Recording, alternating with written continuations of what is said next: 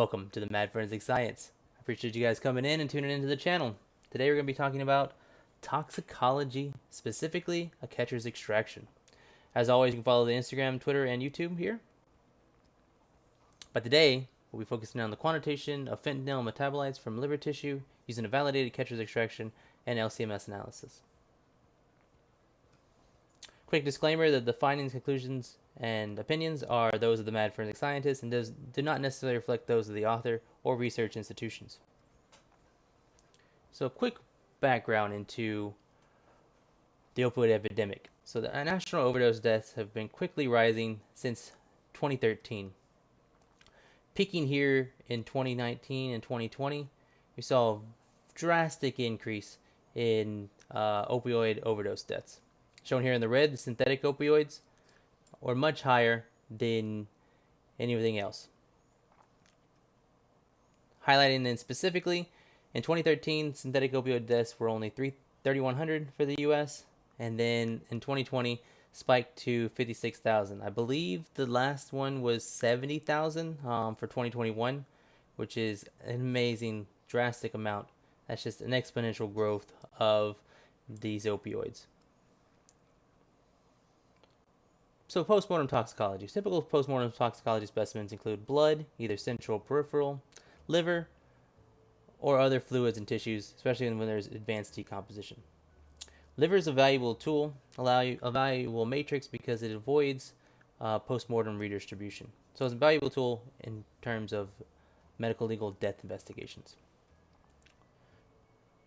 So the goal of this study was to extract fentanyl and other compounds from the liver, as well as to reduce sample size, cost, and reduce cross-contamination. Digging into a little bit of the method development, this group evaluated instrumentation, optimization of the mass spec, optimization of chromatography, homogenation, extraction, validation by the ASB 036, as well as proof of applicability to authentic samples. Shown here is the instrumentation used, this Agilent 6460 with an Infinity 1290 auto sampler, mobile phase, aqueous organic phase shown here, and then an organic mobile phase for B shown here. The parameters were optimized for fentanyl, 4-MPP, and norfentanyl with two internal standards, fentanyl and norfentanyl, deuterated D5 for both of those. And shown here are the optimized mass spec parameters, as well as the internal standards used for both, for all three of the analytes. Shown here is a chromatogram separation for the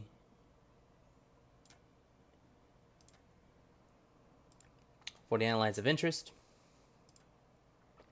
with norfentanyl coming out first, 4-MPP, followed by fentanyl. Shown here are on the chromatograms is a structure for each of the analytes, as well as in the elution gradient that was used for the LC parameters. So important aspect was homogenization of liver tissue.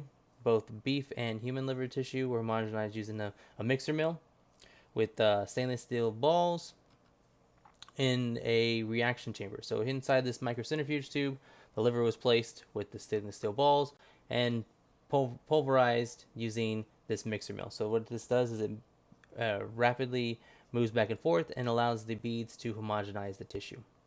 Because these were disposable, after homogenization and after extraction, the beads were then tossed away.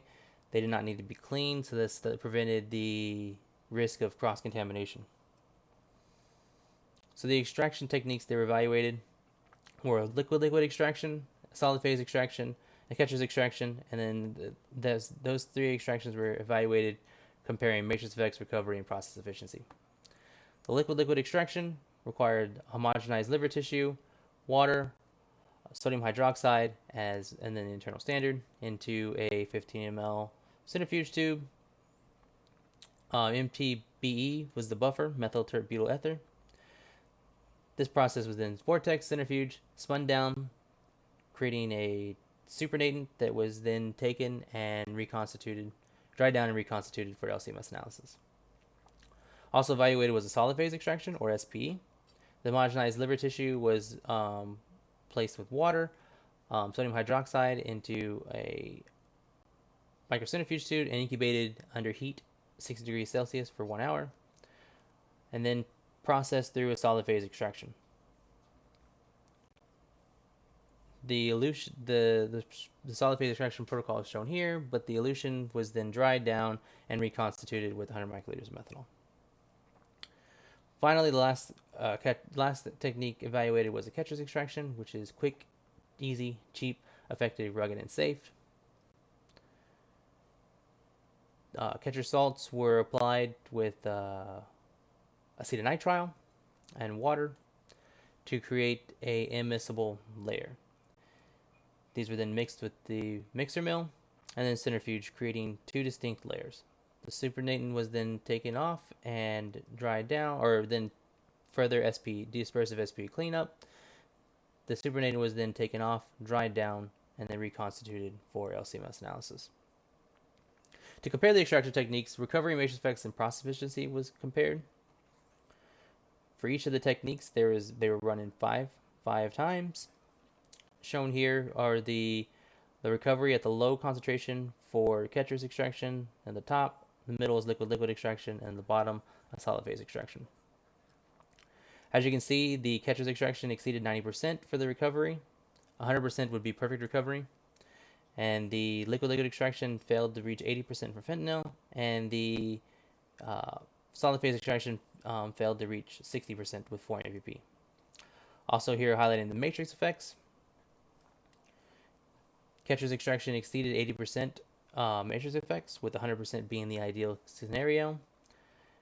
The liquid extraction failed to reach 70% for 2 of the 3 analytes, and the solid phase extraction failed to reach 70% as well. Next, they follow the ASB 36 guidelines for extraction or for validation, which included interference studies, matrix effects, bias and precision, LOQ, LOD, and linearity, as well as a comparison of beef liver to human liver, and proof of applicability.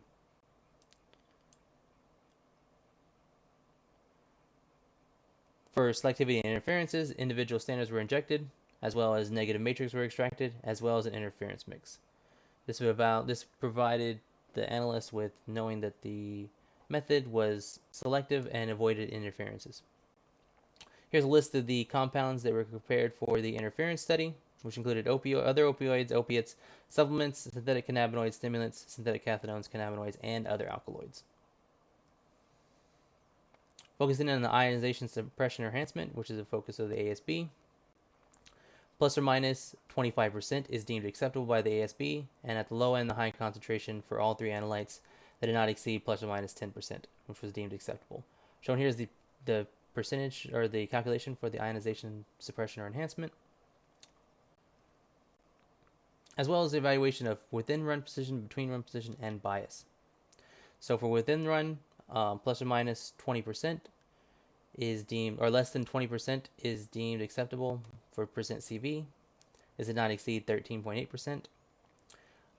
Also, it should not exceed 20% for between run, and did not exceed 15.1%. And for bias, plus or minus 20% is deemed acceptable. And even though there was a low bias observed before MPP, they were within range. Also, linearity was evaluated with an R-squared range from 0.997 to 0.998, which is highly linear. Shown here are the LODs and the LOQ for the method, as well as the linear range.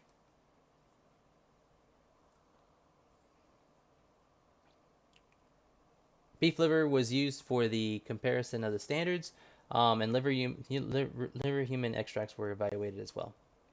There's no difference significant difference in the bias and precision between the liver extracts for spike liver, beef liver extracts, and the spike liver human extracts.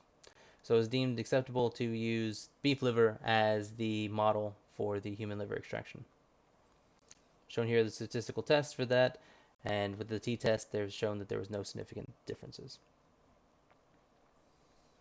Shown here are the authentic samples. So this study included 10 authentic post-mortem liver samples. And in them, here is shown in the concentrations for fentanyl, 4-MPP, and norfentanyl, The highest concentration fentanyl being 462 micrograms per kilogram, and the lowest concentration detected was 56.6 micrograms per kilogram for fentanyl. The ratio of fentanyl to norfentanyl shown here, with the average fentanyl concentration being 17.5 with a low of 3.8 and a high of 39.4.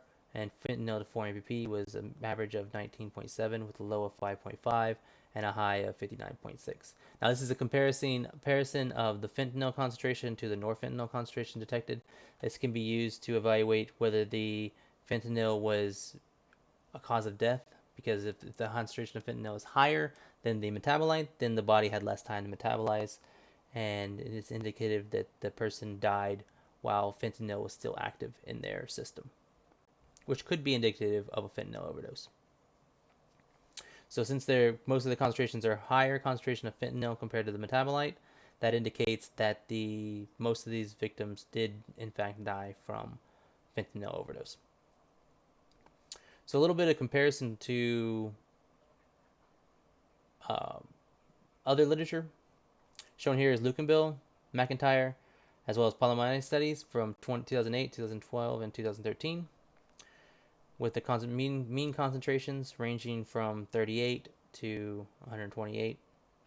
And in this study, the range was 56 to 462, with the average of 149, which is pretty consistent with the numbers that were discovered in these other three studies. So in summary, this presented a validated catcher's extraction for testing authentic postmortem liver specimens. This was published in JAT in January of 2020. And then there was the expansion to 30 plus fentanyl analogs. And with that, we'll take any questions. So The.Mad.Forensic.Scientist, you can find it here at Instagram, Twitter, and YouTube. If you're tuning in from YouTube, I appreciate you guys watching this. And as always, Toxicology Tuesdays, your input matters. So we're looking for input on Twitter, the Discord. You can post it here in the comments. Anything like that, we're open to showing what you guys want to see on Toxicology Tuesdays. So be sure to comment, like, subscribe, and alright guys, thanks for watching Toxicology Tuesdays. I really appreciate it. Be sure to click that subscribe button and then tune in next week. You always catch us here live on Twitch.